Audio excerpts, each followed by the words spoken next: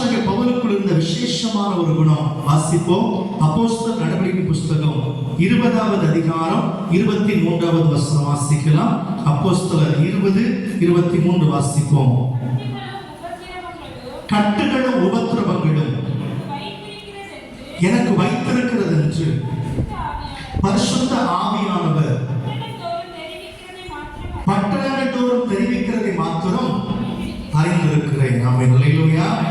இரண்டாவதாய் அப்போஸ்தலனாகிய பவுலுக்குள் இருந்த விசேஷமான குணம் என்னன்னா, கர்த்தர் தமக்கு வைத்திருந்த வழிகளை அறிந்திருந்தார். ஆமென். அல்லேலூயா. நீ இந்த பாதையில போகணும்னு சொல்லி அவர்கிட்ட சொல்லி இருந்ததுனால அவர் தம்முடைய வைத்திருந்த அந்த பாதைகளை சரியாய் அறிந்திருந்தார். ஆமென். அதை தெளிவாய் சொன்னார். என்னுடைய பாதை எப்படி இருக்கும்? பட்டணங்கள் தோறும் கட்டுகளும் உபத்திரவங்கள் எனக்கு வைக்கப்பட்டிருக்கும் என்று ஆவியானவர் சொன்னார் என்று சொல்லி உணர்ந்து, அதே போல அவருக்கு வாழ்க்கையில் என்ன கட்டுகளும் உபத்திரவங்களும் பட்டணங்கள் தோறும் இருந்துச்சு. ஆமென். அல்லேலூயா.